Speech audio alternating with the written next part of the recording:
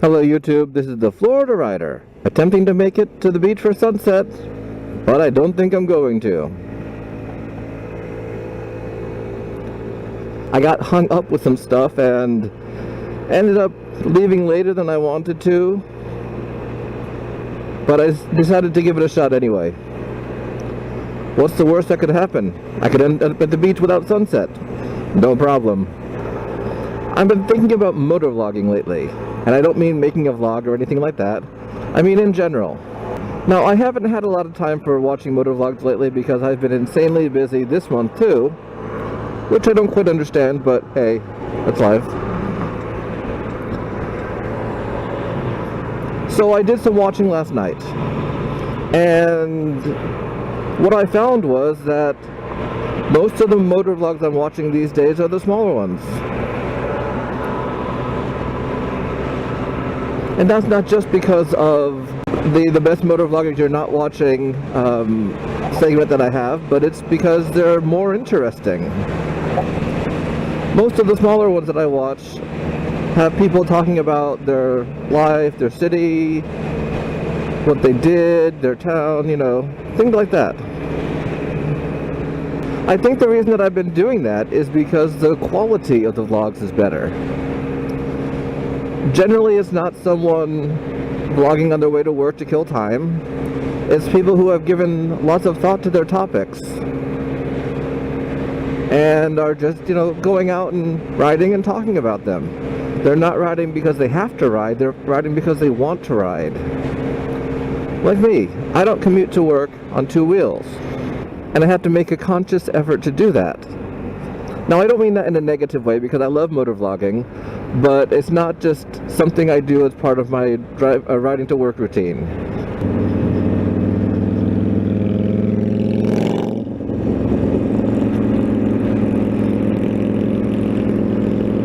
And from watching smaller motovlogs, I've learned quite a bit about places I've never known, or about lifestyles that I couldn't even imagine, such as small villages and towns, and the people seem a lot more approachable. You know, they respond to you. It's not like you're leaving an anonymous comment that may or may not be read by the motovlogger and or his team.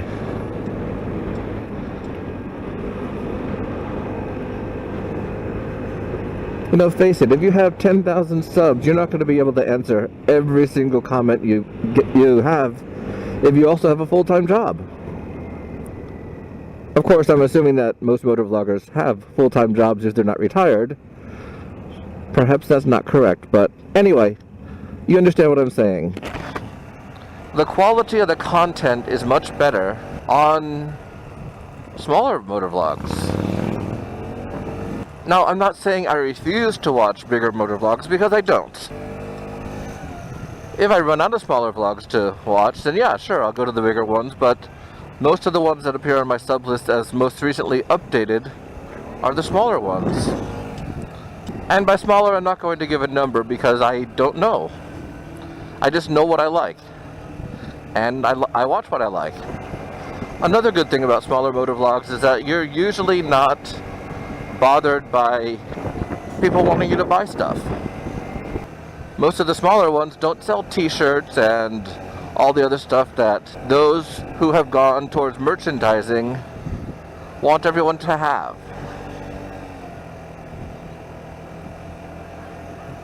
I mean, I don't really collect stickers. I've been given stickers, but I've never actively sought one out. And I won't. But I'll take him if anyone wants to send him to me. It's just not something that I would actively collect. Hi, Hulk. Don't you hate it when you decide to run a yellow light and the guy in front of you chickens out? Oh sure, now you're turning.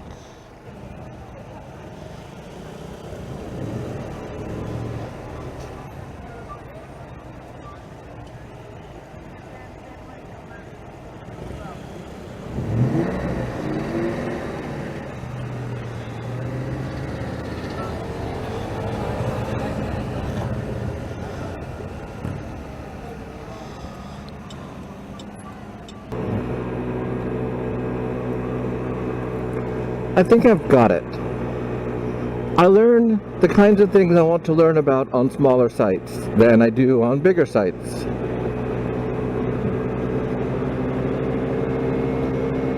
Now, I'm not saying there aren't things I haven't learned on bigger sites. Sure, of course there are. But smaller sites tend to be more cultural. Because believe it or not, we do have very different cultures in the USA. You don't need to travel abroad to find a different culture. I have no idea what that sign meant.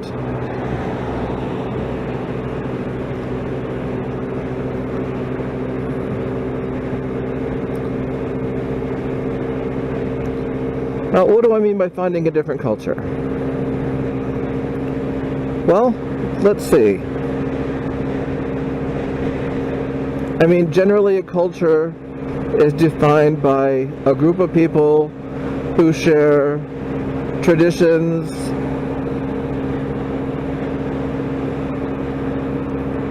and a way of thinking with each other. And that can be different within the USA. I mean, I'm a city person and I live near the beach. I know nothing about rural Illinois or the mountains of New Hampshire, or even what it's like to live in New York City.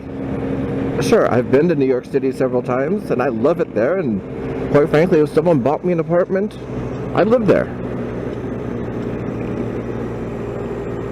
Well, maybe not in the winter. I'd still keep my house in Florida for the winter, but you know what I mean. You know, I just know New York City as a tourist.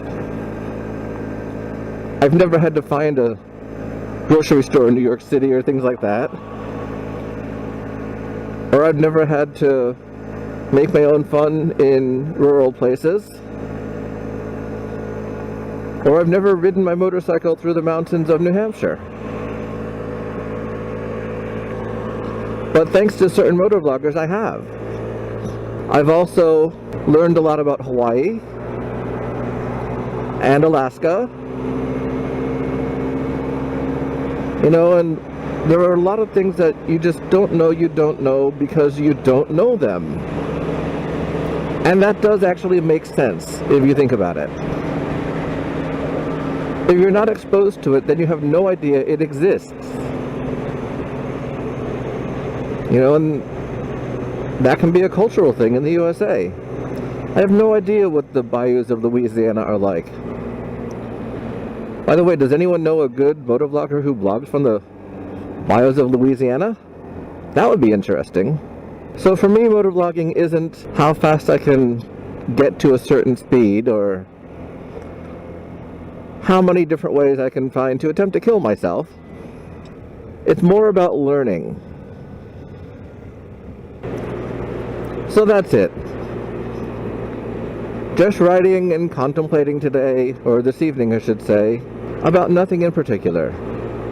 It's fun to do that sometime, and tonight was one of those nights, so I hope I made some kind of sense and at least some people can understand me, but if nobody can, I'm still okay with that. This is the Florida Writer signing off. Goodbye.